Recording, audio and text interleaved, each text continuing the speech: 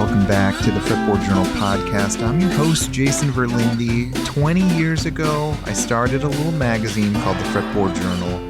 We've just put out our 55th edition, which is absolutely mind-boggling to me. We now, of course, also have this podcast, other podcasts, our annual Fretboard Summit in Chicago, and lots of surprises in store for guitar fanatics around the world. But with this show, I interview someone I admire from the world of fretted instruments. I do this once a week. I've done a lot of these, hundreds of them. I have to say, today's guest is hands down one of my favorites. Ella Feingold is a Grammy-winning guitarist, an orchestrator, a music historian, and a student of funk and rhythm guitar like few others. Ella's Instagram is one of my favorite corners of the internet. On a daily basis, she walks you through and demystifies famous licks from Prince and Sly Stone and Jeff Buckley and so many others. These short tutorials are totally unique and so insightful that she's garnered this amazing following, including a lot of artists that you know. Bill Frisell, Blake Mills, Charlie Hunter, who she's recording a record with next month, and Chris Eldridge of the Punch Brothers, to name a few. They're all fans.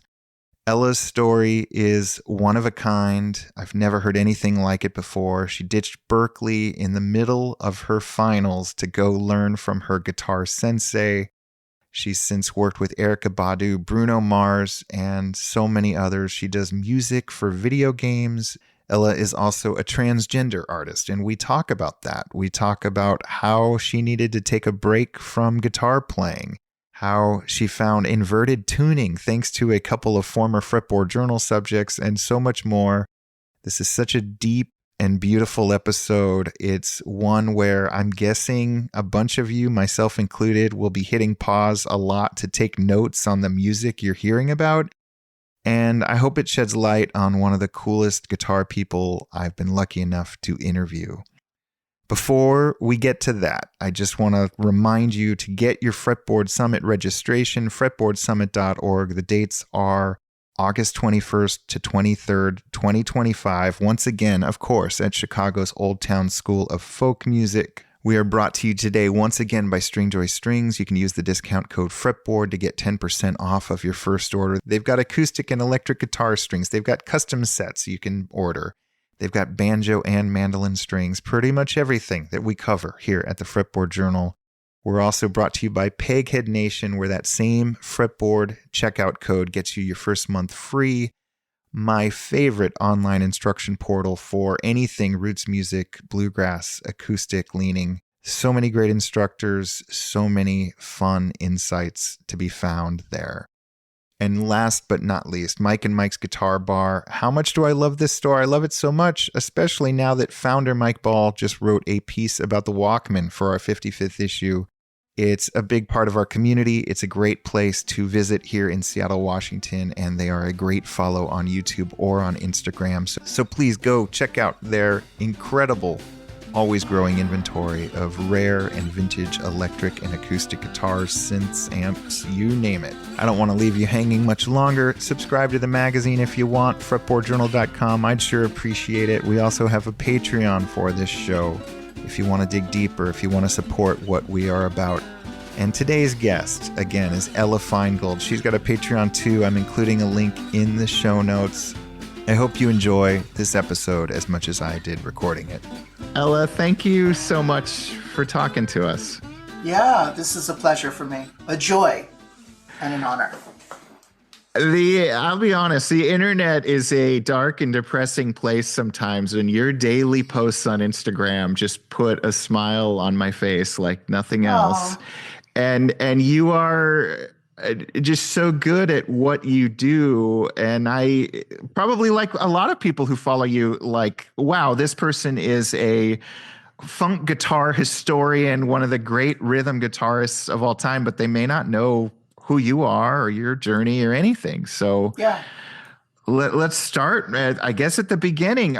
Did you at any point in your life have the like Nirvana or Pink Floyd phase, or was it funk guitar from like Diapers On? No, that's a really good question. Music started for me, my earliest memory was preschool, having this like red cover Michael Jackson book and dancing on the tables in preschool and being just absolutely fascinated with rhythm. Not knowing it was called rhythm or what it was, but just I think it was Michael's. It might have been I'm born in '81, so it was either Off the Wall or Thriller or something.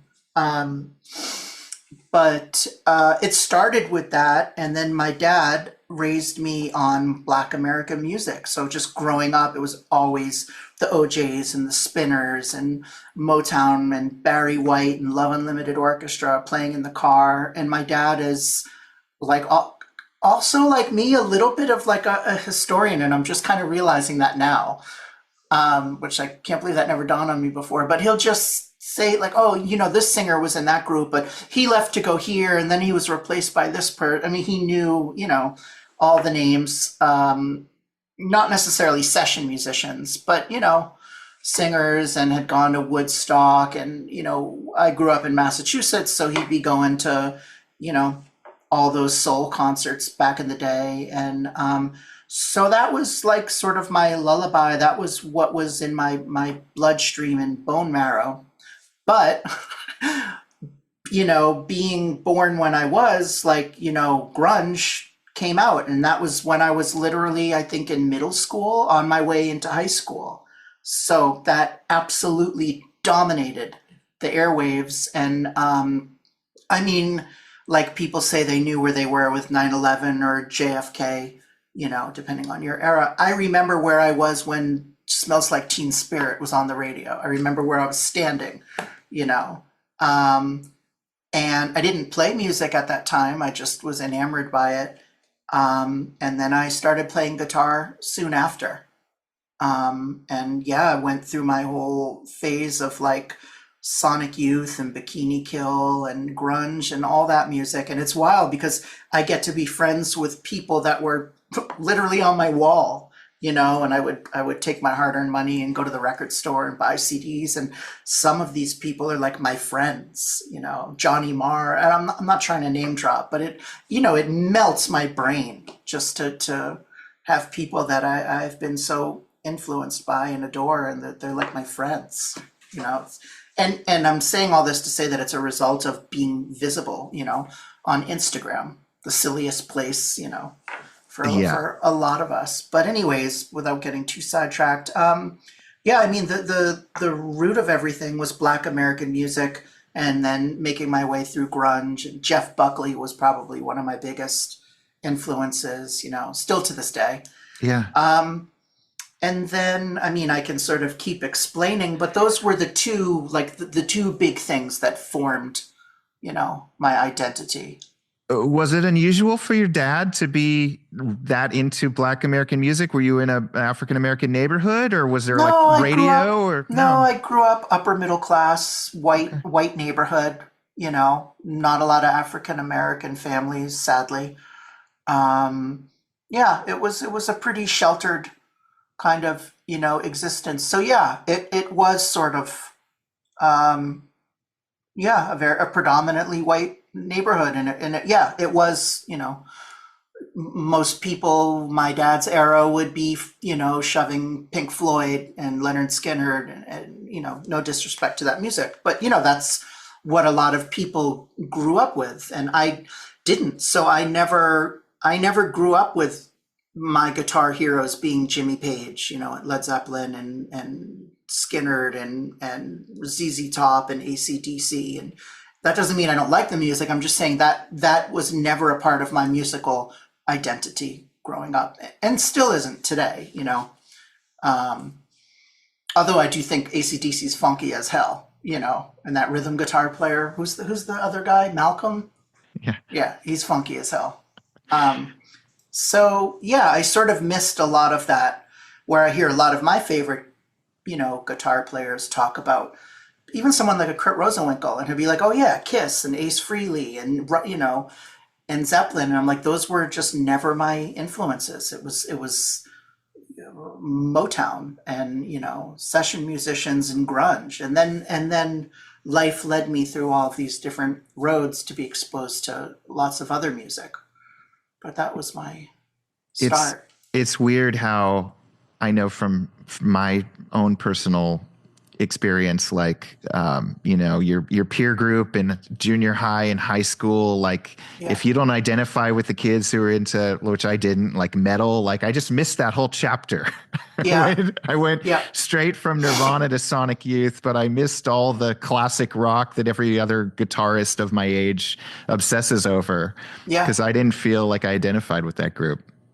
I didn't either. I mean, where I grew up, it was pretty much grunge because it just, it was just, that's what was going on at the time Hmm.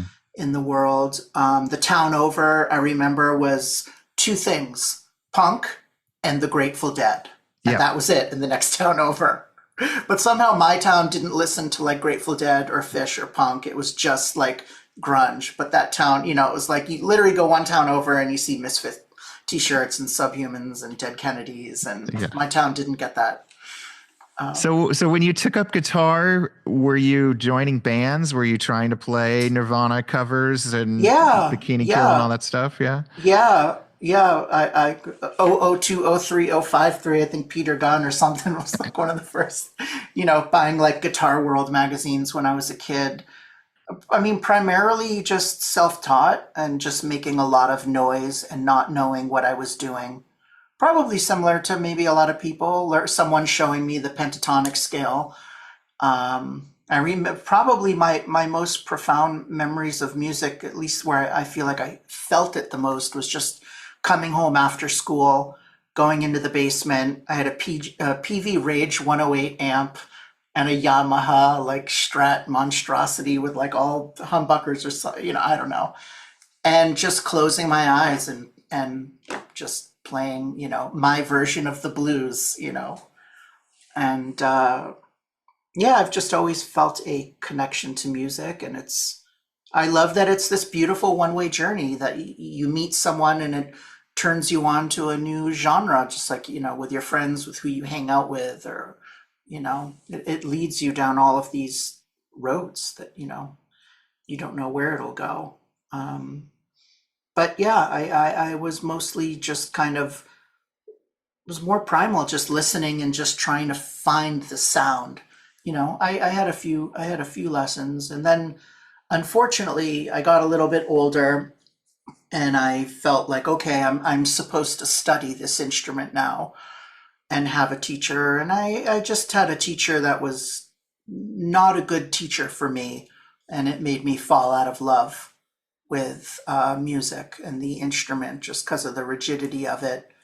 Um, it just made me not want to play, which really sucked, and it really ruined my own musical identity and just my feelings about myself, because I just wanted to play something that I heard and felt good, but I would sort of be shamed for not knowing that it was F Lydian or something Mm. like that. And so How old were yeah, you when this went down? probably, yeah, that's a good question. Mm, might have been eighth grade, and Okay. then for a couple of years into high school. Yeah. It's the Um, worst. it sucks, and I think for those that are listening that do follow my Instagram, I think well, I know a part of the way that I am now with teaching and just trying to be very blue collar, very just approachable about it, is because of having bad experiences like that made me not want to play. Yeah. So I try and get to the essence of what makes me excited about music and share it, you know. You did end up going to Berkeley, right? Perfect segue. Something happened there.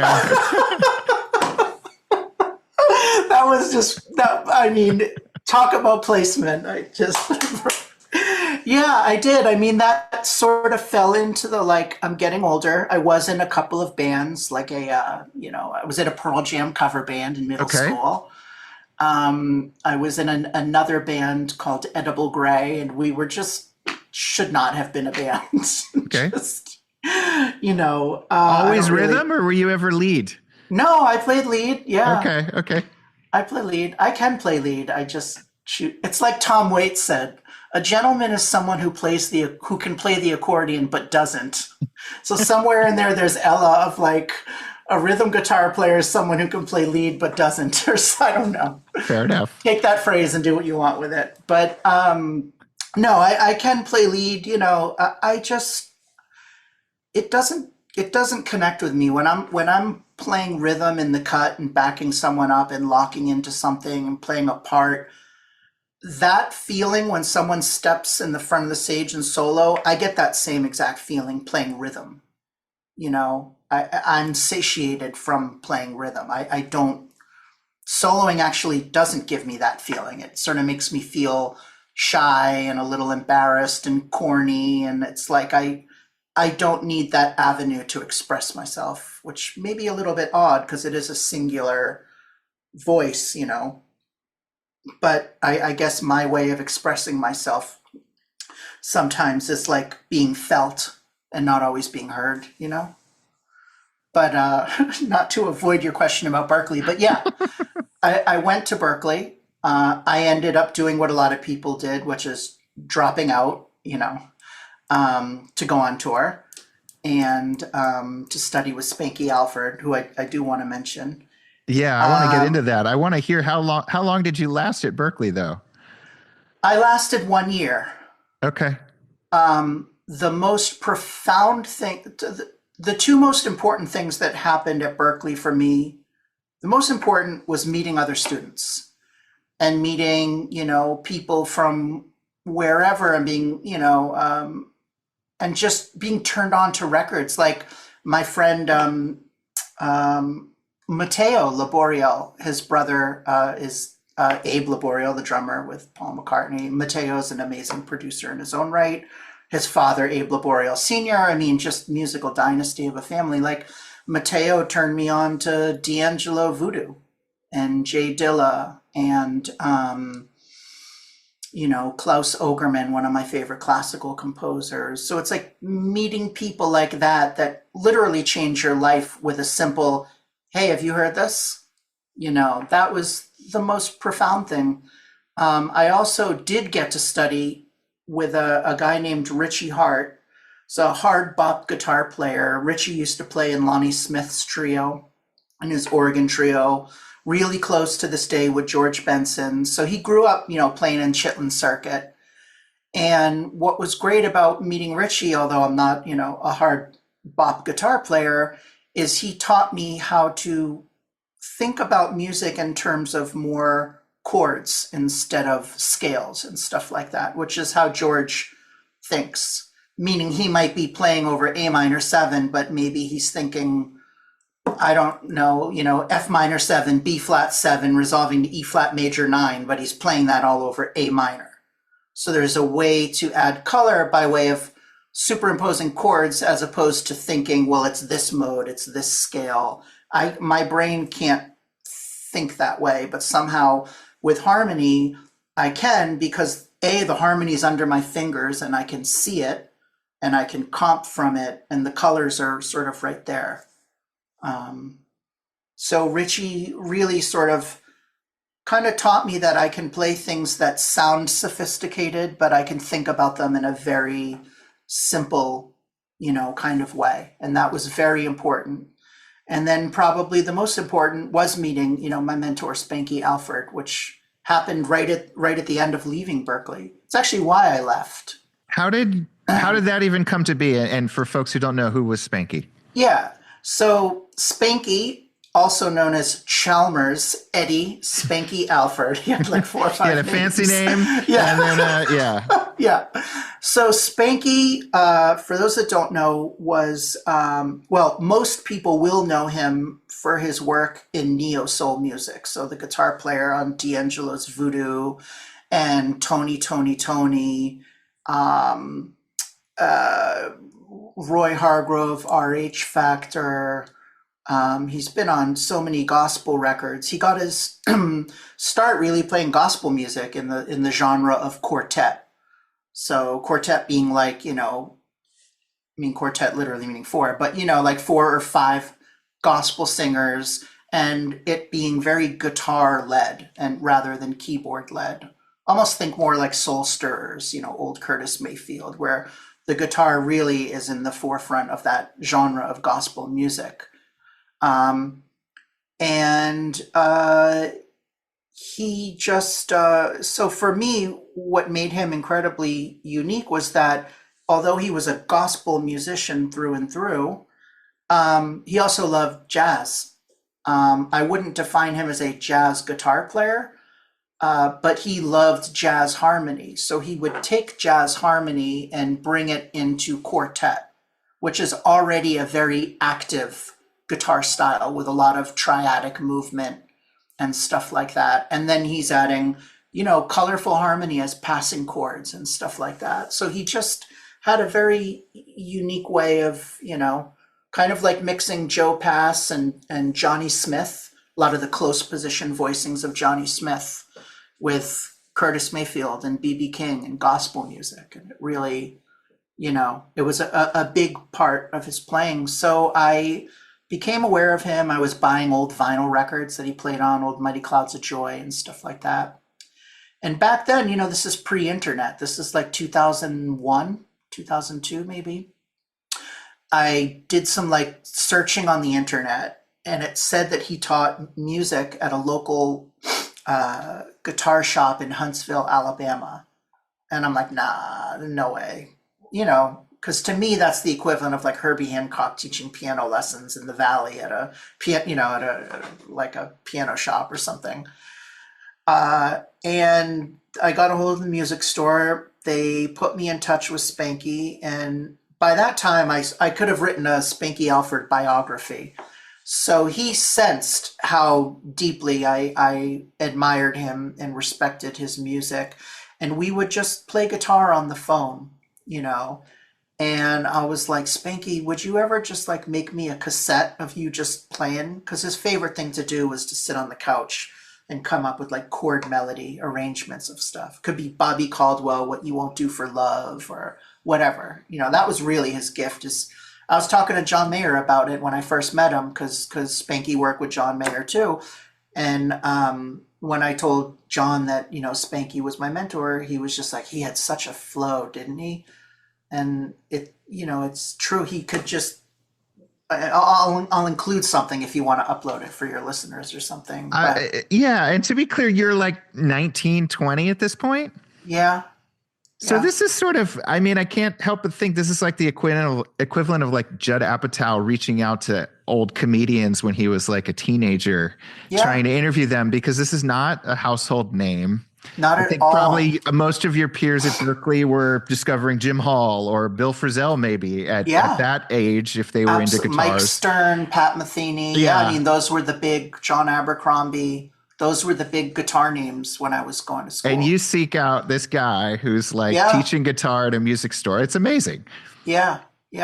Well, the teaching guitar at a music store was more just because he loved to share. But he was on the road with D'Angelo for like 2 years on that Voodoo tour. Okay. So he was always working. Angie Stone. I'm sort of drawing a blank now on a lot of his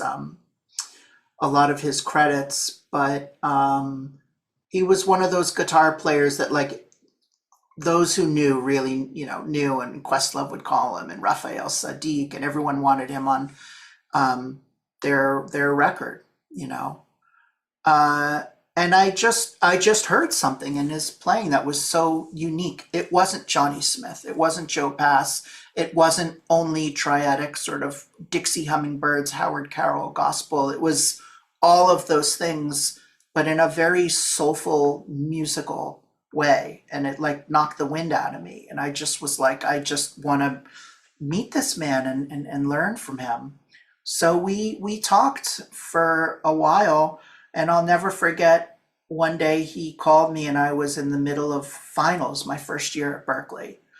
And this was the days of like the flip phone. And he left me a message saying that he had just gotten home from New York. He was recording the first Roy Hargrove RH Factor album. And he had a week or two off because I think it was sort of like in between Thanksgiving and Christmas. And he wanted to know if I wanted to come to Huntsville, Alabama and play guitar with him. And I immediately dropped out. I bought a plane ticket the next day, and I told my parents, like, Mom, Dad, I'm going to Huntsville, Alabama to study guitar with a guy named Spanky. And they just were beside themselves. Like, what? Like, you know, because I didn't get into Berkeley at first. My grades, I didn't even finish high school. I had to go to community college to even get a GED to, you know, to even get into Berkeley. And so they were just like, you work so hard to get into school and you're going to throw it all away to go study with him. And I'm just like, listen, I know it doesn't make sense, but yeah. Did your dad, being the historian that he is, know who Spanky was? He knew some of the records that he played on. Yeah. Okay. But he didn't know his name. Yeah. Did you have to drop out, or was that more of a symbolic gesture? Because it sounds like it was sort of at the end of your finals anyways. No, I left finals. Like, you walked out. I didn't finish my, I didn't finish my finals. Yeah. but sort of both. Sort of like, this isn't serving me as a musician going to school here. You know, I also want to say, no disrespect to Berkeley, but it was a very different place then. It was still very antiquated and had a much older, it was still 1970s fusion mentality. You know, now it's wildly different, thankfully. And so, yeah, there was a lot of stuff being forced down your throat. It was a lot of, I'll just say it, you know, I don't care if they get mad at me, but it was a lot of like teachers that went to school there, tried to do something, didn't really make it, and turned right back around, back into the institution and regurgitated the information that didn't serve them. Yeah. You know, so. Well, that was why I asked you, because it sounded like it could echo your bad experience in middle school with that guitar teacher who just wanted you to follow the Mel Bay book or whatever. Yeah. It did. So you jump on a plane, or do you drive? I don't even know. How do you get to Huntsville, Alabama? I take a flight to Nashville, Tennessee. Okay. And he picks me up in his green Eddie Bauer Ford Explorer. Perfect. With his L5 in the back. And he had one of those, I call it the Bandito, but it was one of those nice Levy cases with the, you know, I don't know, it had like a Santa Fe kind of cover to it. And he gets me a room at a Motel 8 or 6 or whatever. I stay there for a week. Okay. And we literally just play guitar for hours every day. I go to choir practice with him. We listen to tons of music. He shows me things. He asks me a lot of questions, and I show him things. And my lessons were very informal because he didn't really know how to articulate some things. You know, he might say, oh, it's a C6, but it'd be C major 9 sharp 11 or whatever. But it didn't matter because he heard it and he knew how to use it. So a lot of it was just, you know, listening and being like, wait, can you stop? What was that? And he wouldn't remember. And I'd kind of try and play what I think he heard. Oh, this. And, you know, it was just a lived experience of him trying to connect harmony in musical, beautiful, soulful ways and stuff like that. I learned a lot from him. And the good thing was that by studying with Richie Hart, Richie taught me to play by ear. Even though he knew all the theory and all that stuff, he would say, we're going to do, you know, Wes Montgomery While We're Young. So close your eyes. I'm going to play the introduction. And then he would say, play it back. And he wouldn't show me his hands. He'd either have me close my eyes or he'd turn his back to me. And, you know, sometimes he'd be like, stop, what are you doing? And I'm like, well, he's like, you're thinking, aren't you? And I'm like, yeah. He's like, don't think, just react.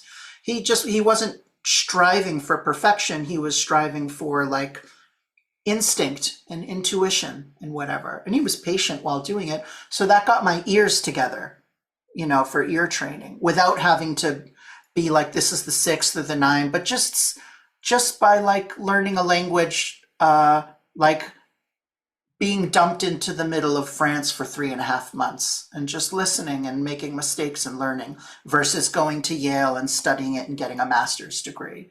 We can both still be fluent and we can both still say what we need to say and have it be just as powerful, So he got my ear together and exposed me to Johnny Smith and Barney Kessel and Joe Pass and anybody that played, Tal Farlow, anyone that played Jim Hall, obviously, that played solo jazz guitar. So I sort of had that language in my ear and the ear training so that when I met Spanky, I could understand, okay, he took that from Johnny Smith Moonlight in Vermont, but he added this. And, so I had an appreciation of like, oh, interesting. I think that's what's so beautiful. And, my friend Charlie Hunter always says this, don't seek them, seek what they sought. Because then you get to realize, well, how did Charlie take Blind Blake and for those that don't know, like he loved Tuck Andrus and Joe Pass. How did he take those things and become Charlie Hunter with some of those ingredients? It makes, okay, so maybe he got the thumb thing from Blind Blake and some of the interdependence from Tal and some of the moving things here from, you know what I mean? It shows you almost how they're formulating and thinking about things and assimilating those things. So having that from Richie was important because I think that if I had just met Spanky without having the ear for certain things, being the harmony and the ear training, I think I would have just been lost and just sort of just stared at each other and just listened and had no idea what was going on, I guess the last thing I want to say is just that a lot of the people that I've met that I've deeply admired have sort of come from more of the place of just hearing things and maybe not knowing what they're called. Like Wawa Watson was another mentor of mine. For those that don't know, played with, Herbie Hancock and Marvin Gaye, and he was, a legend. I mean, just countless number of records. Papa was a Rolling Stone, and, he thought about music in a very sort of different way as well. He didn't know what some of the stuff was called. It was just more about space and color and thinking like an arranger. And guess what I'm trying to say is a lot of my mentors, it wasn't about knowing how to play F Lydian on the lowest note of your low E string all the way up the low E, Totally. I'm guessing there was probably a hard stop with your Spanky apprenticeship program because he had a session or something. When that wrapped up, did you have any idea of like what was next for you? No, he literally changed my life, and I think about him every day. I know that when I got back home to Boston, my playing completely transformed. And people would tell me that, like, holy shit, like you sound so different. He just gave me something, He also anointed my hands in a storefront church with Crisco oil, if that counts for anything. Whoa, we need to hear that. I'm not religious, but, and I'm not religious because I played in church for many years. And I'm not religious because I'm a trans woman and how religious people treat me. But anyways, I digress. Crisco? Yeah, Crisco. Yeah, the last day before he was driving me back to the airport, he was playing in his church. He was the minister of music. He played in this tiny storefront church. Like it must have held, it was like an office, carpeted, fluorescent lights. It literally must have held like 20 people. And he would show up every Sunday with his L5 and a Zoom like RT123 drum machine and would just play drum beats and play some of the most mind-blowing solo guitar stuff. Solo hymns and congregational songs just on guitar. Led the whole, small congregation. And he gave his testimony about me that Sunday morning, just, that I was sort of a gift to him and that he hadn't met anyone that was so moved by what he did and that, he wanted to give it back to me. And I gave a short testimony, and then he asked if I could, if I would be comfortable if he anointed my hands. And so they did like a little ceremony and literally anointed my hands. That's amazing. Yeah, with Crisco. Yeah. Yeah. I don't wish that was filmed, but I wish, and maybe there is audio of him playing with the drum machine. That would be incredible to hear, but I'm Yeah. guessing that's lost to time. I have some of it. You do? Wow. Yeah. Yeah. Wow. I have some of it. Yeah. Yeah. So, So, so you go back to Boston and you've got this like Excalibur sword transformation yes. going on. So what he said was, you need to join an African American Pentecostal church if you want to, get your ear better and your playing better and kind of have an understanding of things. And that's exactly what I did. I joined a church on the outskirts of Boston in Dorchester, which was a pretty freaking dangerous neighborhood. And I played in church for a few years. I played in church at least for a year or two for free, just to learn and get my ass kicked. And then they were welcoming. They were like, sure. I was the only white person and, a sea of beautiful black faces. Yeah. Very welcoming. It was more like, all right, go ahead, go on. Hell yeah. Yeah, there was no vibe. And then eventually I got good and held my weight within the music. And then it was like, we want to pay you. But I was happy to be there for free in the beginning. Oh God, and I used to lug a Fender Twin from the 70s that had no wheels on it every week. And I mean, it would just destroy my back. Wow. That thing was so heavy. So I'll give you the sort of condensed version from here because I don't want to bore your listeners. No, you're not. This is fascinating. But played in church. So I had the foundation of Spanky, played in church, had a great foundation with that. Got asked to play for this sax player named Sam Kinninger, who at the time was playing with this group Soul Live, organ trio. Started playing instrumental funk in Sam's group. Then I get asked to play this club, which was huge in my musical development, called Wally's Jazz Cafe. And it's in South Boston, and it's just a famous club that a lot of musicians have come through and learned. To me, that's like one of my biggest music schools was Wally's. And we just played instrumental jazz funk every week, a couple nights a week for hours. Made $50 and like our lungs were destroyed because back then you could smoke in the clubs and this club was tiny. I mean, your eyes would be burning. And so I just paid my dues. A friend of mine, Adam Smirnoff Schmeens, he plays guitar in this group called Lettuce. And he was like, hey, I'm moving to New York. I want to give you my wedding band gig. And I ended up doing that, and that taught me the American songbook as a kid. It taught me musical responsibility to show up on time, and people are counting on me. So, Spanky and Black Church and Wally's and playing with Sam and being in a wedding band, I had like 5 things that really just taught me a lot. And then I got a call to audition for Queen Latifah. And I ended up getting the gig, and that's how my career started. I was like 22, maybe. It's 2005. I went on tour with Queen Latifah and Erykah Badu and Jill Scott.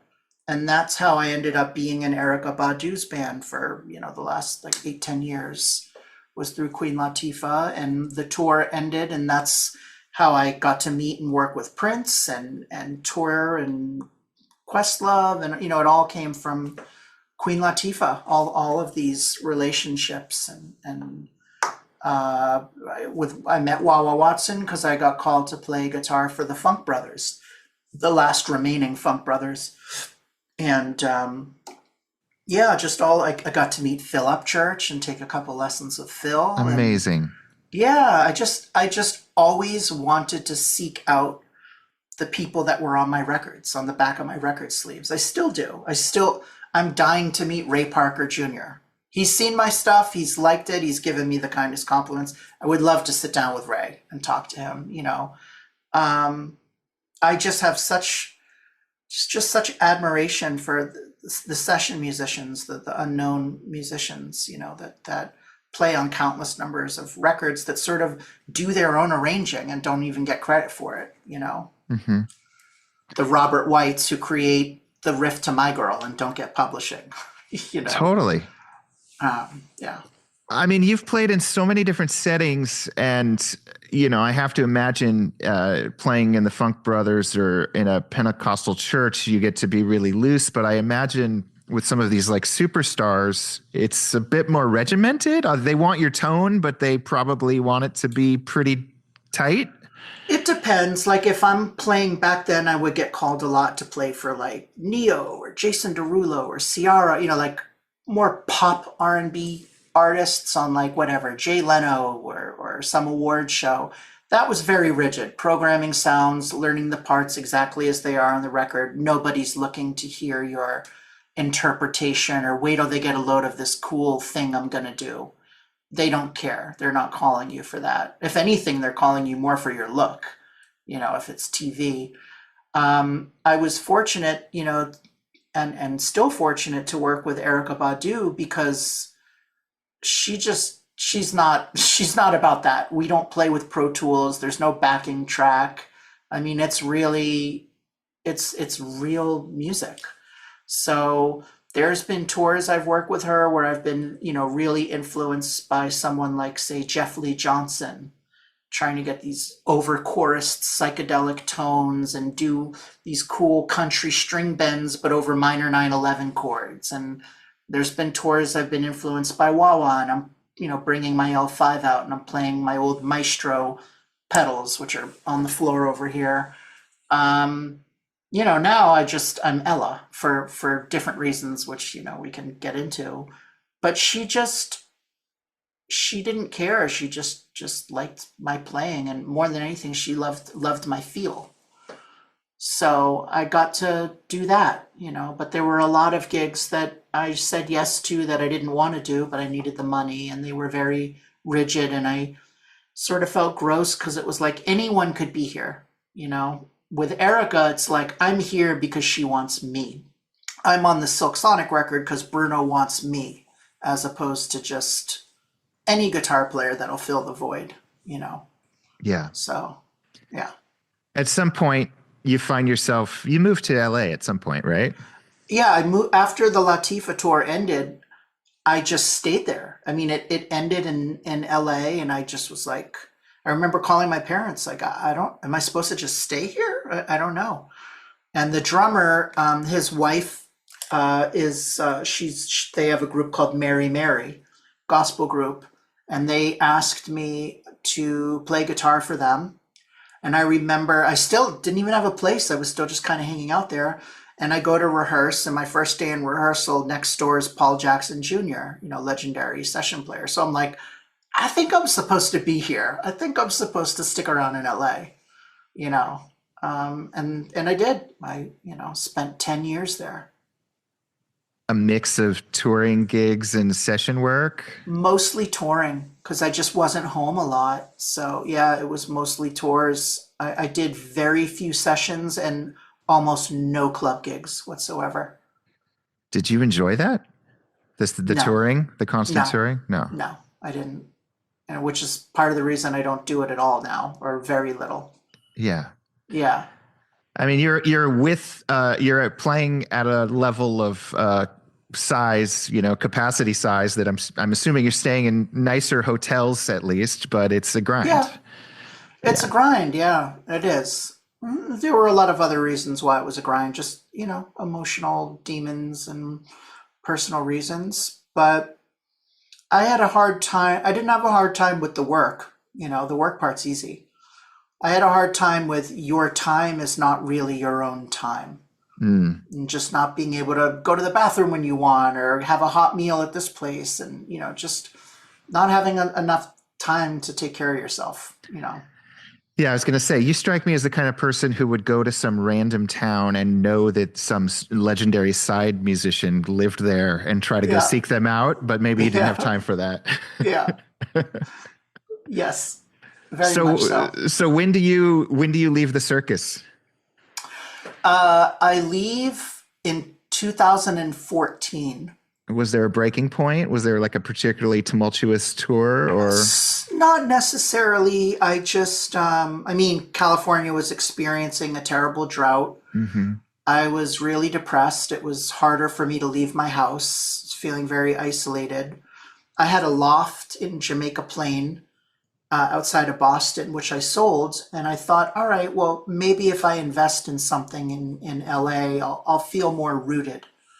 I do want to say, living there for 10 years, I never changed my Massachusetts phone number or my driver's license or my plates. Are So these warning everything, signs? yeah, so everything was still Massachusetts. Okay. So when I went to potentially reinvest and I was looking at the prices, because I was living in Van Nuys at the time, I mean, I was like $200,000 to $300,000 short of getting something even in the valley. And this was way before, houses are what they cost now. So I was just like, okay, that's it for me. And having grown up in New England, I just missed the seasons. I missed foliage like crazy. I missed the snow. And I just wanted to light fires. I knew I was going to kind of embark on a new musical path as an orchestrator. And I also knew that I was going to go through some stuff that, transition related things. So I just wanted to find a safe place to get off the grid, work hard, but get off the grid and feel like I have a little bit more peace because my surroundings are important to me. And I made the move here in 2014. I didn't know a single soul. A lot of my friends in LA were just like, what are you, you're committing career suicide. Like, what are you doing? And I actually, right before I left, I become a little bit friendly with Blake Mills and Tony Berg. And Yeah. I thought, oh, maybe this is my tribe. And I'm like, oh, I'll never be Blake. And, I was lost. I was trying to find myself because I had played Black American music. And I met Blake, and then I was like, oh, he's playing a tiple and all this stuff. And maybe this is what I'm supposed to do. But it wasn't. I just felt very, very lost. And then I found myself.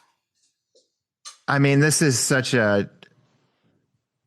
don't even know how to appropriately talk about this, but like to embark upon the transition that you did, to become a trans person, but you selectively decided to move somewhere where you didn't know anyone and you just kind of hunkered down and made a nest for yourself. Was this because I just want a new start? I don't want voices from the side? Some of it. I mean, yeah, I can try and explain a little bit better. I wanted to get out of playing guitar and I wanted to do music, but find a way to do music and be at home. And I had a couple of amazing experiences playing guitar with the Roots, where we backed up Jay-Z with massive orchestras at Carnegie Hall and Radio City. So that changed my life. And I was like, I want to be an orchestrator. So moving to the Berkshires, I sort of did my 10,000 hours, as Malcolm Gladwell says, reading scores and sort of teaching myself the craft and then taking some lessons and stuff. So part of it was just to have peace and quiet and not feel distracted from the hustle of LA, of, needing to make my dreams happen every day and put my self-worth on the line. And, I just needed to feel that there was just a little more peace and quiet around me. As far as the transition thing goes, I mean, I'm sure some people will be enraged and turn this off now, knowing I'm a trans woman. But I always knew. I mean, I knew somewhere between 3 and 5 years old. Which is wild when they say like you're too young to know. Like, well, I'm 44 years old, and I knew when I was 3 to 5. So if I knew back then, clearly trans kids know who they are because you're listening to a podcast by one right now. And I used to be a trans kid. So first, believe kids when they tell you who they are. Some of us are not too young to know, and I'm one of them. But I knew I was going to transition when I moved here. I just didn't know when, and it took me a few years to you know, feel comfortable enough to do it. I wouldn't say that was the exact reason I moved here. It was more just, you know, 10 years of living in LA, saying yes to too many things, not really feeling like I'm building my own empire, but everyone else's, not even expecting music and guitar to take me where it took me, and ever taking a breath, taking it all in, and just, you know, saying, having conversations with myself. Is this what I want to do? Do I want to be on the road? Do I want to play on this record? You know, I just was young and no one ever taught me to navigate those things, and mental health and physical health. And, you know, I just didn't know any better.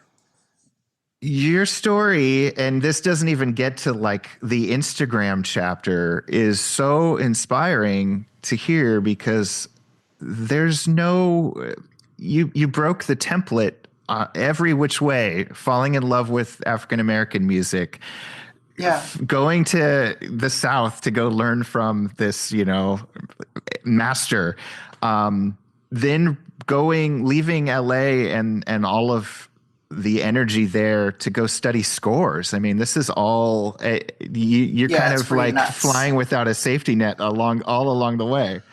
Yeah, I mean, and transitioning being the biggest one. Of course. There's a lot of jumping off of cliffs without parachutes. Yeah. Just, you know, yeah, yeah, there has been, but some people sort of think it's courageous, and maybe I'm not that courageous. Maybe it's just there's no other choice, Mm-hmm. you know. You dove into those liner notes and like learned all these side players that most people never do, and then you did, I imagine, immersed yourself in this you know, orchestration. And were you just buying classical like sheet music? Yeah, I remember the first time I bought a score, I was in Nice, and wait, was it Nice? I was playing with Erica. I think it was like Jazz à Vienne or something. So I guess we were in Vienne, France or Okay. something. Probably pronouncing that wrong. I remember buying Debussy's La Mer and looking at it like it was just Chinese, having, you know, because I couldn't read music. I was a dumb guitar player. And I just remember, you know, score reading while we were driving through Europe, and France of all places, just the countryside, Bordeaux and Lyon and all these places, and just listening to classical music and looking at the page like hieroglyphics and going, okay, when a violin goes da ya ya ya ya ya, then like it's Yeah. squiggly line and it says TR. Okay, got it. You know what I mean? And just, yeah, almost looking at them like symbols. I mean, which they are, you Yeah. know, but Yeah. yeah, very sort of primal childlike curiosity. And then when I moved to the Berkshires, there was a bookstore, and I would go into the bookstore, and someone had a famous, like not famous, but like a music professor or musicologist had passed away, and you know, I'm sure the widow had donated his entire score collection to this bookstore. And I would go in like every couple of days and be buying these little pocket scores of anything and everything. And finally the librarian was like, you come in here every week, like, do you want to make me an offer on the whole collection? I'll give you a good deal. You're the only one who buys this stuff. And I was like, really? So I don't know, I paid maybe couple of $100, and I just got boxes of scores. So I ordered a couple of cords of wood, and I just every morning I would wake up. I had money saved up from touring, and I had money saved up because I had sold my loft, and I would just read scores every day by the fire. And it was some of the most relaxing, you know, beautiful times of my life. And Listening to the music too, or do you don't even need yeah, to listen. now? Yeah. Well, now I don't need to, Yeah. but back then, yeah, listening, and I ended up sort of my biggest and longest running gig is with this video game company called Bungie, which they're in Bellevue, Washington, Okay.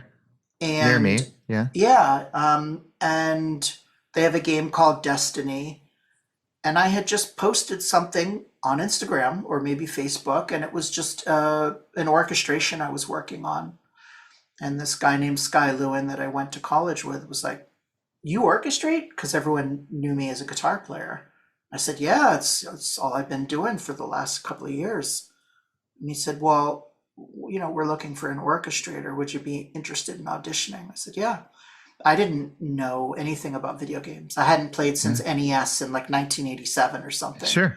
So I wasn't nervous to audition because I had no idea what I was auditioning for. Yeah. And I ended up getting the gig, and I've had the gig as the lead orchestrator for the last 10 years. And it's been the best paying gig I've had out of anything I've ever done in my musical career, which is pretty crazy, you know. What does that even mean, though? Because I mean, does that mean you're the composer too, or what does that mean? Well, it depends, but no.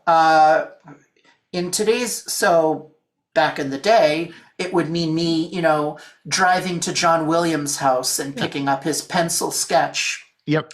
and going back and, pulling out my full score paper out of my cabinet and carrying out his instructions and then, handing it off to the copyist for them to make parts.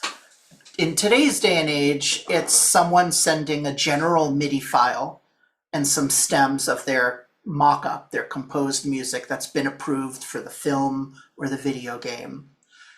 Me sending it off to my music prep team so they can clean the MIDI file so that they can quantize the 64th note to an 8th note with a staccato dot so it looks like music.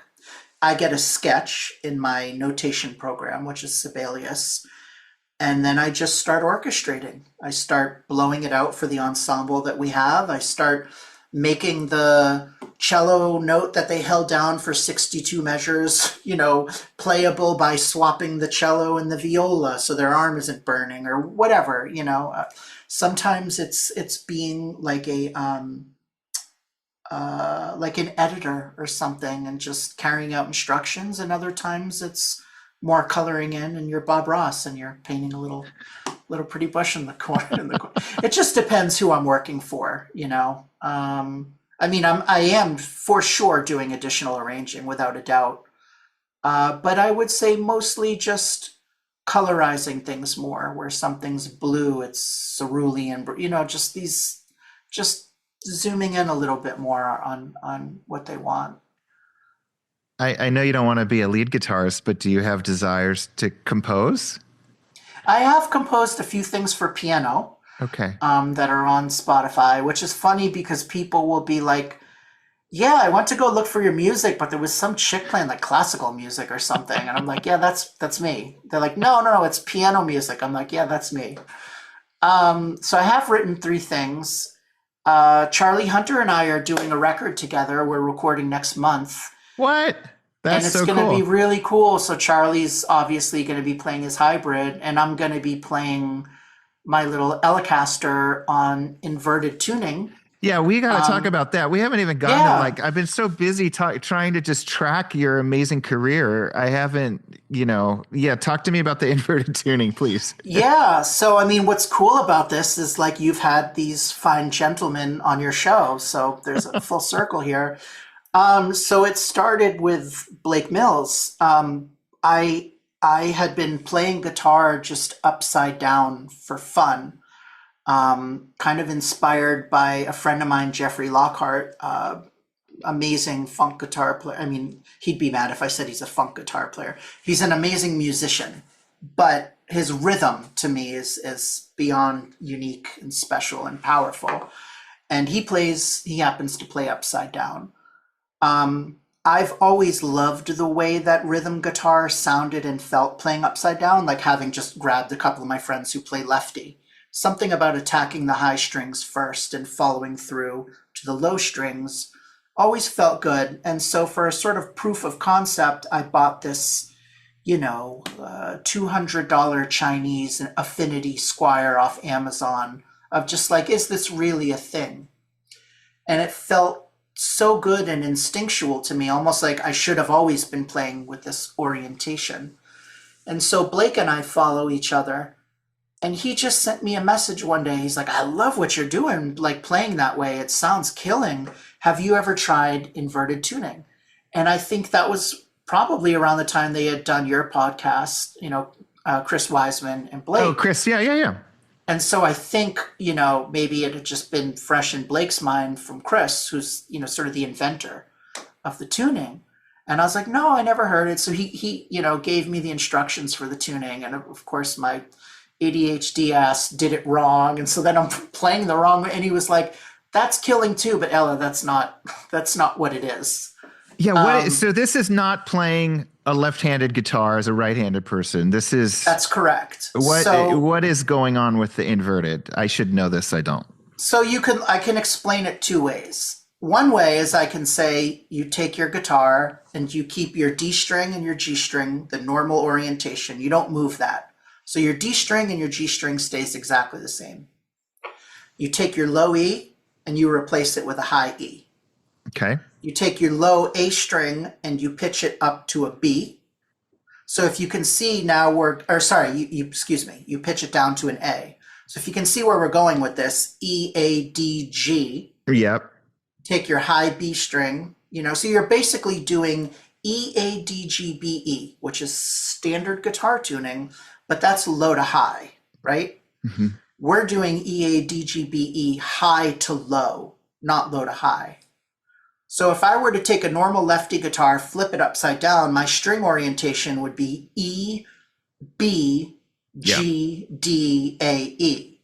But that's not what we're doing. So you get an E minor. Well, I can just... You were doing that first, though, before Blake hipped you to this. No, Blake hipped me to that tuning. I was just doing the regular upside down. Yeah. That's what I was... No. Yeah, that's what I thought. Would it be helpful if I demonstrate it? I mean, if it'll sound okay. I don't know. Zoom sometimes botches the audio, but we can try this. I can try. I'll just... You got the setup. I mean, you're the master at this. I'll just talk while I can just... And Chris, is this a Chris Wiseman? Like he's the origin story of this? Yeah. So Blake told me that he got it from Chris. So what was really cool is, and I tell this story a lot, but it's sort of one of the most musically generous things that's happened is I was starting to get some visibility with the tuning, and some influencers that asked me to appear on their YouTube channel. Let me just grab the guitar here. And I wanted to give credit where credit's due. So it was the first time I had ever spoken to Chris. So I've been using his tuning for a couple of years, but I'd never met the man. And what's wild is he lives, I don't want to give his location away, a private person, but he's somewhere back there. He lives close to me, like very close, which I didn't even know. We haven't met in person yet. Oh, okay. But I adore him. Hi, Chris, if you're listening. And I don't think he listens to podcasts. He doesn't seem like that kind of person. That sounds like, yeah. But anyway, I had spoken to him and I said, listen, I'm going to do some podcasts. I want to give credit where credit's due. How would you like me to talk about the tuning, et cetera, et cetera? And he had heard me use it. I think Blake had sent him some videos or something. And I remember him being like, I don't even, look at Instagram, but, Blake sent it and I watched. And he said, Ella, I think that some things in life are created and invented, but not for the inventor or the creator. And I believe inverted tuning was made for you. Wow. So you could have it. And I teared up. It was so incredibly, generous of him. So I have the guitar in my hand. Okay. So if I play the strings open, so high E, a high A, your normal D string, your normal G string. This string here is a B and an E. So open. So what this does is it turns the overtone series on its head, so that when you play certain voicings, especially voicings that have more than just a third and fifth in it, where there's colors, 9s, 11s, whatnot, it sort of puts the color tones in the bottom of the chord sometimes and puts, so it flips it upside down. Meaning, when you normally play a guitar, your root and your third and your fifth are on your low E and your A, and, your 9's on top. So because the orientation is EADGBE, which is still standard tuning, although it's mangled and upside down and inside out, sort of. I know a lot of people would just like to call this, what is the proper term? Re-entrant tuning or something like that. Entrant tuning. Or I got a couple of people yelled at me for not using entrant tuning, but Chris calls it, inverted tuning. Okay. So like if I were to take, say, a Hendrix chord, Yeah. which I'll get yelled at again, a 7 sharp 9 voicing, it sounds like this. So it's familiar, but different. Yeah. If I were to play a B minor 7 flat 5, I get more close position. If I were to take a 2-5-1 progression, it would sound like this.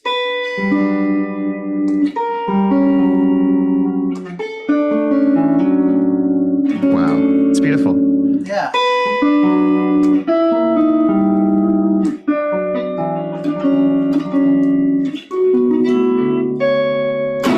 And for funk,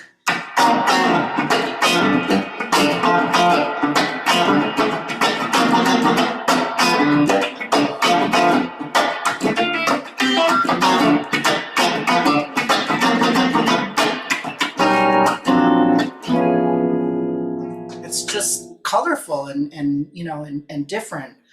And I took to it for a lot of reasons. I took to it because of the orientation of the high strings. So it met that qualification I was already searching for, but it gave me like Bill Evans.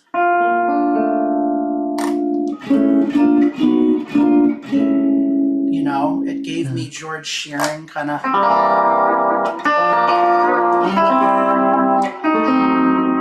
It gave me close position, Nat King Cole, George Shearing. So it gave me all of these things I had always adored in music, but could never grab. So just want to thank Blake and Chris. And what's wild is somewhere in my phone, I have a text from Blake, and it literally says, Ella, like quote, Ella, I'm about to change your life. Which is a pretty wild thing to say to someone, and he did. So thank you, Blake, for changing my life, and Chris. Well, yeah, and I'm thinking, change a lot of in your life has changed, but when Blake and Chris came here, you said the timeline kind of lines up when they did that podcast. I think so. That was when he played at the Gorge with Joni Mitchell for the first time. It's right around there because they did a couple shows, and that's when I interviewed them here. That's when they did their duo. Wait, is that when they did their duo tour? Okay, yeah. So I had talked to Chris maybe a year and a half prior to that. Okay, but that wasn't that long ago. No, it wasn't that long ago. I'd have to find. You know what? I kind of want to look in my phone now and see when Blake texted me. Yeah, I mean, he literally did change my life, and I just took it and ran with it. It was really the greatest gift because actually it's funny when I open my phone, I have a picture. I mean, when I open the chat with Blake, there's a picture of him playing inverted tuning. Yeah. And Pino too. Yeah, it just served a need, and it came at the exact right time, because what I didn't mention is when I was playing upside down, I was like, what am I going to do? Because this feels right to me on the instrument, playing this way. But this also means that I have to relearn music because, it's a completely new tuning. And do I really want to start over like that? Coincidentally, I had literally started my life over, transitioning. And I was sort of like, do I also want to do this with music? Wow. So this all happened in the same year? Yeah. Wow. Yeah, I'm trying to see if I can find the thing. Yeah, it all sort of happened at the same time.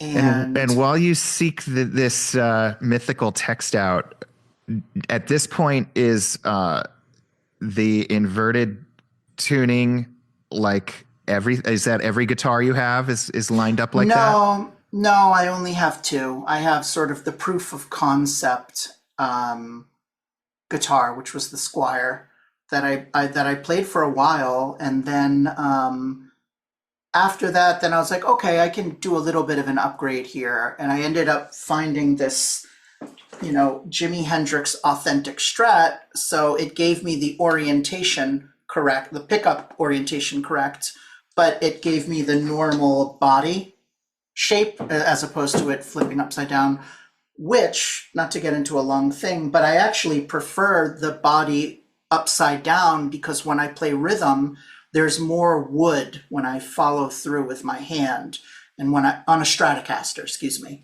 And so when I play normal, I run out of space. So I like that there's more of a landing pad.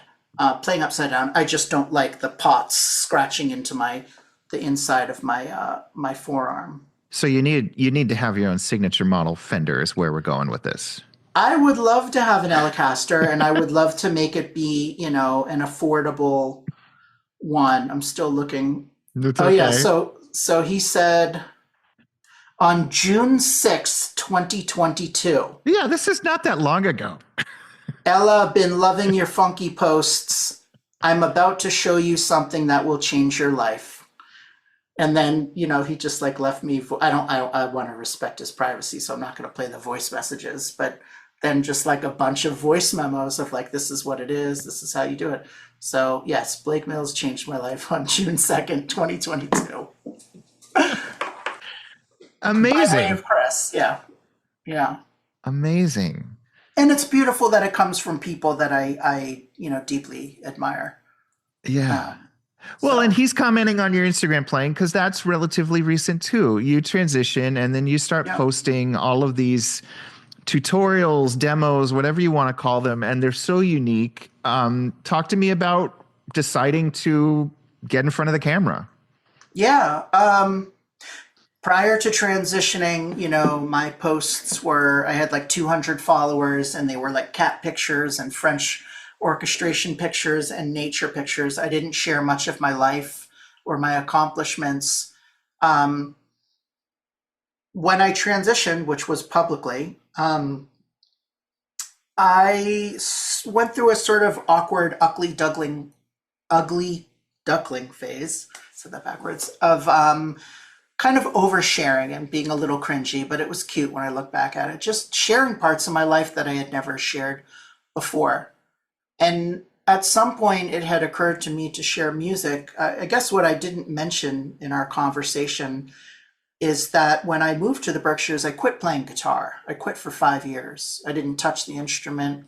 It's a local music studio down the street from where I live, and I gave them all of my gear. Not forever, but just take all of it. I don't want to look at it. Just one day I'll be calling you for it back, but if you want to use it in your studio. So I got all the gear out of my house. I didn't play guitar. I quit. I just straight up quit. And you knew you would come back, or you didn't know? I wasn't really sure. Actually, what got me back was sort of Bruno Mars a little bit. I was transitioning, and Bruno had been calling me. He was working on the Silk Sonic album, and he was just calling, asking questions just about, Ella, what do you think they were using on this record? What does that sound like a Rickenbacker? What do you think this is? Because I had done my, research and obsession with who played on what record and all that stuff. So I was sort of prepared. And of course it had dawned on me of oh, wouldn't it be cool if he asked me to play on his record? But, I'm not going to bogart myself onto a gig. And eventually he's like, oh, what do you, then it sort of what do you hear on this? And what would you play on, and then he just was like, do you want to just play on this? I think the first thing I played on was a song called, wait, was that the first thing? No, I think Leave the Door Open was the first thing I did. But he was like, do you want to just play on this? And then it led to, a bunch of songs. But what he didn't know at the time was I had quit, and I didn't even have an interface to record guitar. So I bought an interface and, my chops were really rusty. I was like on hormones, transitioning, no one knew. It was a very wild, kind of scary time for me, Um, and that, got me into it. And then the album came out, which changed my life. I got a Grammy, and um, the song itself won 4 Grammys that year. And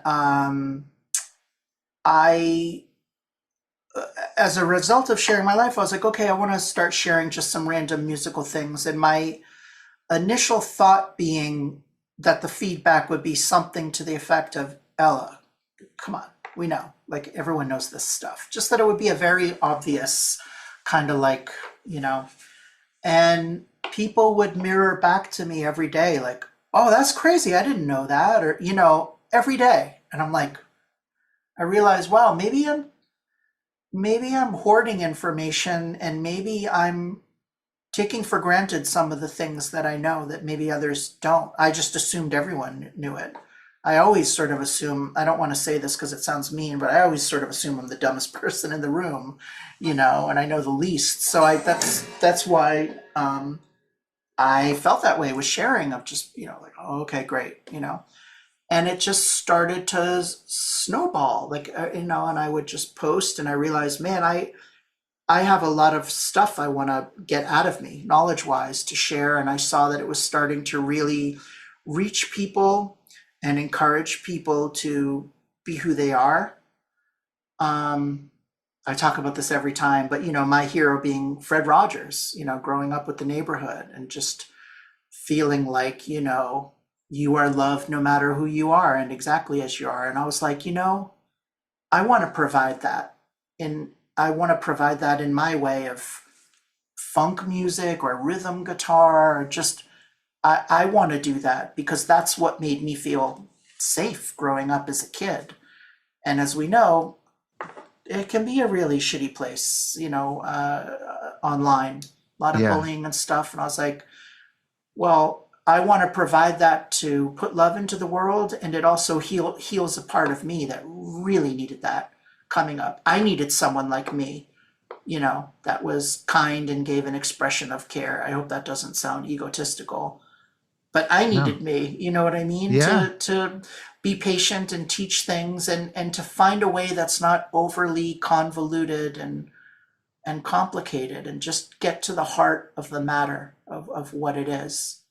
Um, and it's wild, it's, I mean, I don't want to name drop, but just a lot of people have found me that I wildly admire. And it's cool because there's like, I get a combination of either, like, I didn't know that and I'm learning a lot, like people that are in my record collection. But Hmm. I also get from a lot of people like, you return me to a time that reminds me of why I do this and why I'm so excited about music. It brings me to my youth and just being so excited and not caring about a paycheck or an accolade, and just why we got into music, which, maybe we all have different reasons. And I love that people say that, because I just want to shake them and be like, I stopped playing for 5 years.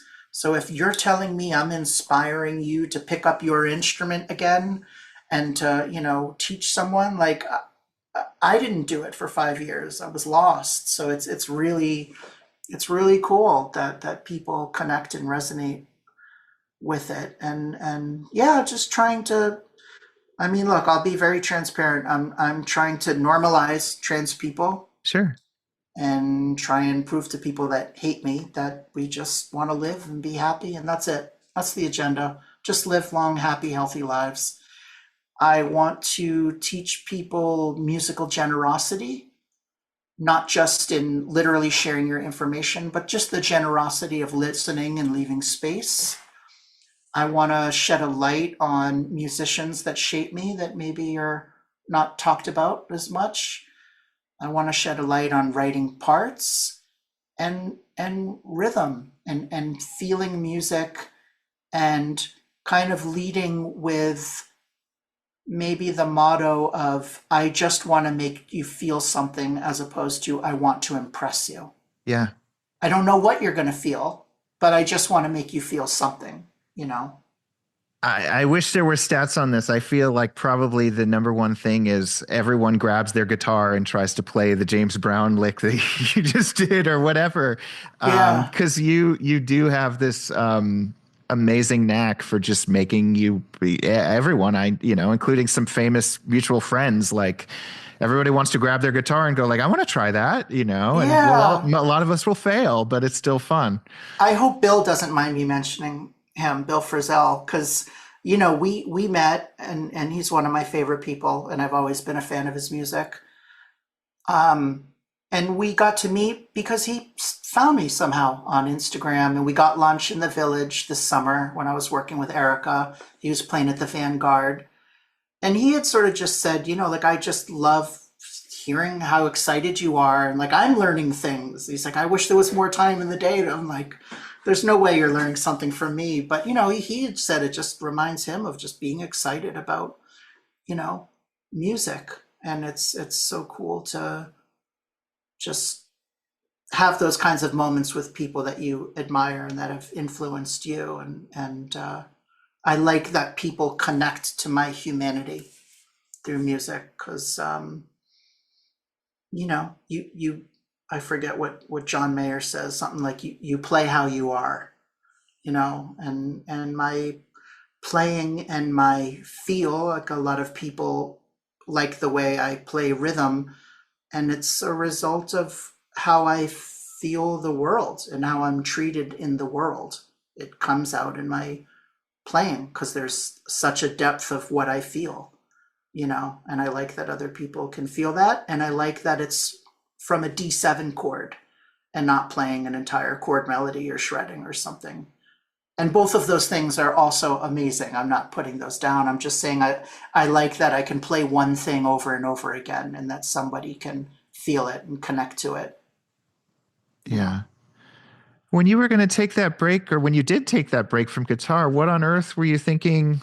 Did you have a thought of like, here's my next chapter Well, without I music? was I was already working as an orchestrator at that Okay. point in time. I was working with Bungie and those checks were good. Yeah. So that was paying all my bills, just that Okay. one gig.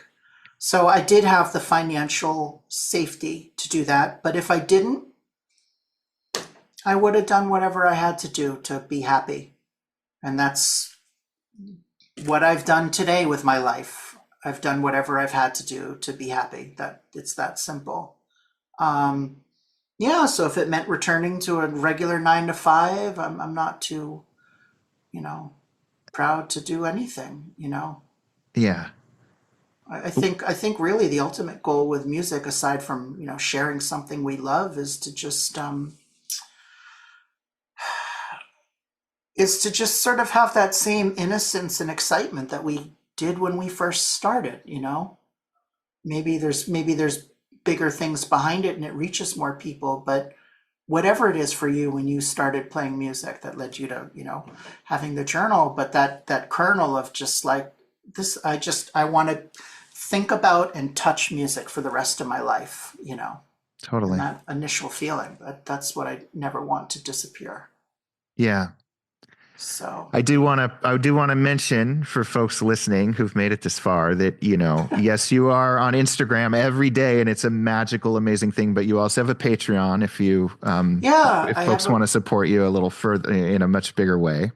I have a Patreon. There's like over 600 lessons on there, all rhythm, session guitar Yeah. related things, and yeah. Do you have obsessions beyond guitar and music? Because you've gone so deep down the rabbit hole of guitar and funk and all of that. Are you a nerd about other things?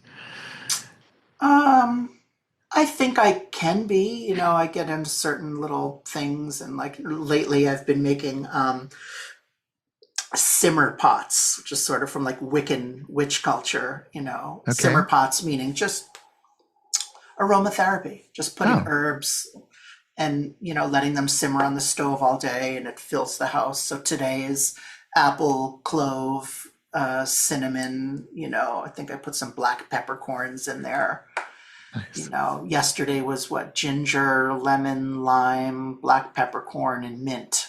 Yeah. So I've been into that. But no, it's kind of like asking a musician, so hey, what do you like to do outside of music? I think anyone's going to be well, what do you mean? Like music. I do music. I don't know. From what little I know about you, I could see you studying Latin or something. You've like memorized the Oh, discography of every funk record. I like poking around in certain languages and trying to learn a little bit of languages.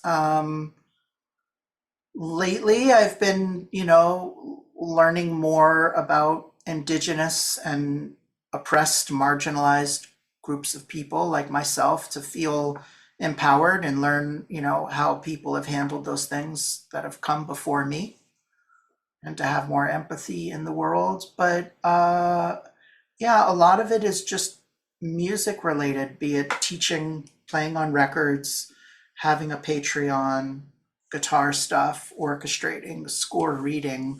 That it's, I guess my latest music related obsession is I got an Ensoniq ASR10 because I loved D'Angelo's Brown Sugar record, and it had all of these incredibly unique keyboard sounds. So I've been trying to crack the code on how to recreate those. And, you have to find the old floppy disks and figure out it's the ASR flute with the flanger on it or whatever.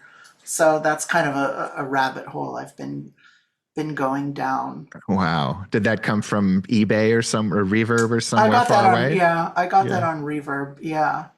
It's I mean, amazing. the comforting thing with music now is my efforts are really more about just doing work and learning, but wanting to sound like myself. And I think a lot of the efforts before were not knowing who I was and wanting to sound like whomever because they were loved and adored and revered. And so maybe if I sounded like them, then people will respect me. So now it's like if I'm learning something, it's because I want to try and be inspired by the energy of that and bring it into what I do and see if Yeah. there's a way to assimilate it. Aside from the new keyboard edition and the lack of a signature model guitar that hopefully will be coming at some point, are you pretty happy with the gear and the pedal board and all the stuff you have right now? Yeah, I mean, there's a lot and there's really not a lot. Like, for example, behind me is a 1967 Fender Princeton. It's Yeah. literally the only amp I use. Yeah. Charlie Hunter sent me a car amp, which is an amazing amp. Yep. But for recording, that's it. Everything is literally the Fender Princeton with an RCA 77 on it. Or, believe it or not, and I'm sure some of your listeners are going to gag and be like, I'm turning this off. This bitch is crazy. This is what breaks them. Yeah, go ahead. Yeah. Most of what I do for records is I plug in direct and I don't use an amp. And it's not, oh, I'm going to use an amp simulator, I'm lazy. It's, I like the sound of direct guitar with certain plates and certain effects and EQ. Just like you like the way Prince's guitar sounds because it's into the console, or Nile Rodgers is into the console, or, etc. So, although I do have a lot of amazing gear, I'd say what I have the most of is guitars. What I have the least of is amps and then pedals. Okay. I'm fascinated with maestro pedals. So I have like the maestro, the Echoplex, the boomerang, the fuzz tone, the phase shifter, anything 1970s maestro. Yeah, I mean, you know what I'm into. So just the vintage stuff, and not because it's vintage, just because it has a sound. If there was I don't want to name any brands, but if there was like a new recreation, or I would just use that. I'm not precious about it. Another obsession that I've been, the Alesis Quadriverb because of Jeff Buckley. Oh, yeah. Trying to crack those patches. Yeah. And dial in those quadriverb sounds, be it Hallelujah or Dream Brother or Mojo Pin. So, those are my fun, those are like my, when you say hobbies outside of music, I sort of look at it's like, it's that, like, even though that's in music, like I will gladly go down a rabbit hole and put headphones on and be like, is there a live recording of Jeff playing Dream Brother when he accidentally hits the guitar and you can hear the tail of the reverb? Amazing. Like, that's how fucking nuts I am. But it's fun. I love it. Though, you know. Amazing. Yeah. Man, this would be like either one of the most interesting conversations for some people to listen to or the most mundane, but I guess that's for them to decide. I think it has to be one of the most interesting ones I've done. And I guess I just want to end on the world is a very odd place. We're talking, January 21st, 2025. It's a scary place. Like, what, if anything, as somebody who's gone through all that you've gone through, as a trans person, what would you tell the parents, the grandparents, the friends, the uncles, the whatever, to make the world a little better place for the kids out there? Because I'm sure a million kids have reached out to you, finding your videos and finding some solace in knowing they're not alone. Yeah, that's an important question. I would sort of say just try and give an expression of care to everybody. Have empathy. Just because you don't understand someone's gender doesn't mean you can't respect them, you know. I don't know. I think Mr. Rogers likes to say the most important thing we can do is tell people that they're lovable and capable of being loved and that they're capable of loving other people. But I just sort of see a lack of empathy and mindfulness and love. And I know that when I'm approached in a really messed up way, in a hateful way, it's because of lack of self-love and knowing who people, you know. I love other people because I love myself. I accept other people because I accept myself. So I think, yeah, love, empathy, self-acceptance. I mean, I think everybody in this world just wants to feel safe and feel like heard, you know, seen, listened to. I think that's a pretty easy thing that we should be able to provide everyone, is to allow them to feel safe and listened to. So I think a lot of that just comes from empathy, just purely listening, or, you know, I think a lot of people misunderstand sympathy and empathy. I'm not asking you to agree with me. I'm just asking you to understand where I'm coming from and listen. So that's what I'd love to impart and see more of, and it's what I try and lead with every day. I love it. I have a feeling we're going to be hearing more from you, not only on Instagram, but in the pages of our magazine and hopefully on this podcast again, and maybe at our Chicago summit or somewhere along the way, because I thoroughly love all that you're doing, and I know lots of people in our little Fretboard Journal universe do as well. Yeah, well, thank you for having me. Thank you to anyone who's made it to the end and listened. It means a great deal to me, so thank you. All right, that was my conversation with Ella Feingold. I hope you loved it. I sure did. I'm including links in the description to a bunch of the things she referenced. And again, thank you as always for tuning into the Fretboard Journal podcast. If you love the show, do me a favor, leave us a review over on Apple Podcast and share it with your friends on however you share stuff these days, whatever social media platform you're still on. I'd appreciate it.